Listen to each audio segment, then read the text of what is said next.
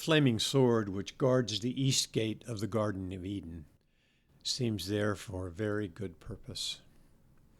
And its purpose is to prevent humankind or the beings from this world of entering into the garden and having access to the tree of life. That seems like a really good idea. And so humankind is barred from the garden and is in a world of time and space. I think the world of time and space is an abandoned world. I think the divine hierarchy left a long time ago. And so humankind has been placed here in this most remarkable illusion we call time and space. And so we work out our understanding of good and evil in this world of time and space. And one of the ways that we work it out, to my mind, is the issue of governance. How will we govern ourselves? How will we understand how to handle one another? Because the divine hierarchy has said pretty much, we don't have that much to do with you, and we're glad because you cannot govern yourselves. It's just a big mess, a lot of blood, way too much blood. And it's supposed to be that way. So what are the ideas of governance that seems to be the most resonant? Well, for me, there's two central ideas. One of them is fairness, and the other is liberty. So we, of course, have the Marxian world of fairness, and we have the liberal world of liberty, hence the name. And they're both kind of interesting systems, except for one unalterable fact, and that is personality. So when you incorporate personality into these systems, what happens is that they devolve, and they become vehicles for the will to power. That's pretty much it. It's just about will to power. And what method, what vehicle will you use to get the most power, regardless of the consequence to the rest of the world? And it is that without consequence that humankind does what it does. That is what I want to talk about today. And so my meditations increasingly have become time between awake and dreaming. I find this to be the most beautiful way to meditate. I set my topic out and I enjoy it until I find myself asleep. And it's been a beautiful way to do it. I mean, I was a chair sitter and a cushion sitter for a long time, but this way seems the best. And so in my time of being between sleep and awake, I've really come to understand how important it is to really come to grips with the reality of where we are, the reality of time and space, and the illusory quality of time and space. I think time and space has been abandoned by the divine hierarchy. It has been left. The divine hierarchy does not seem to be of much concern for time and space. And so it's left up to the scientists and the poets.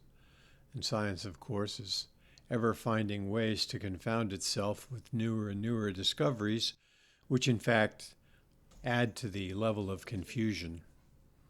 It's just kind of funny. It's food for the mind that's not very nutritious. It's kind of mind junk food. To go back to the idea of time and space and governance, one of the issues that cannot be denied is the issue of personality and understanding how governance works. And it all kind of comes to a quick end when you realize that it is out of control personalities at the hands of government, regardless of its style, that cause enormous amounts of blood to be shed. It's personality. It's nothing less. And so, as I've spoken before, there are many things that are quite important, but the most important is to set down your personality, to pay it not that much mind. And in this meditation of governance, I found that this is a good way to illustrate how to do that. And the issue is one of sympathy. I think this is one of the most profound concepts that we can ever encounter, is sympathy. Sympathy is the ability to come to an understanding of the dilemma or the joy of another human being, to connect sympathetically. And that connection is the most precious thing we have, because it is, in essence, how we should be really governing ourselves. I think that's how I think of the divine hierarchy, as a place of great sympathy and also of cooperation. But I'm going to leave cooperation for another time, because I want to spend more time with sympathy.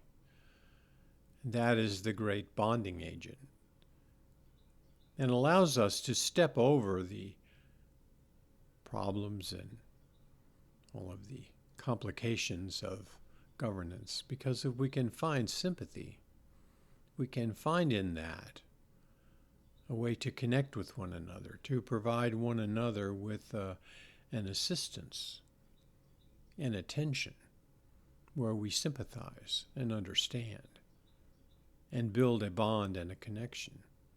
That's where we should be going. And I think that's what the flaming sword at the garden is asking us to do. Look, you're not going to get it in by storming the gate. It's just not going to happen. But I think if we can demonstrate in our lives the ability to be sympathetic, I think if you can walk up to the angel at the gate and say, I would like to be let in, I think it's my time to be in the garden. Could it be a possible thing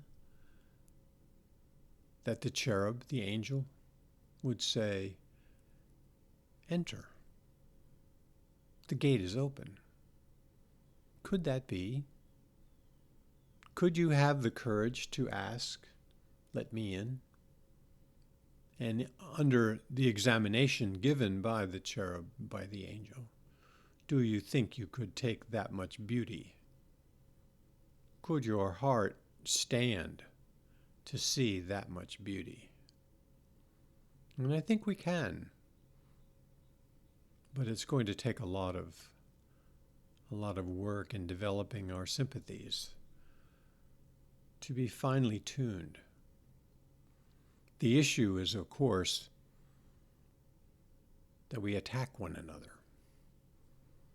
We play for power, and there is no sympathy there. And it's very difficult to set down your personality, to want to help someone, to come to their aid, to come to their side, requires laying down our own concerns. That's the essence of the work that I'm talking about. Can you set aside your own concerns to listen to someone else, to hear their joy or their sorrow? I think that's the big question. The issues of governance are, well, they fall to the side pretty quickly. And that's the thing that I want to ask us to meditate on, to ask myself to meditate on. How can I make it so that the issues of the day fall to the side? How my personality is not that much engaged, where what I'm engaged in is a pure connection between myself and another person. I think that's where it really starts.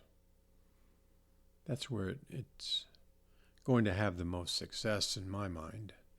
So that's what I think is the journey to sympathy and then on to cooperation.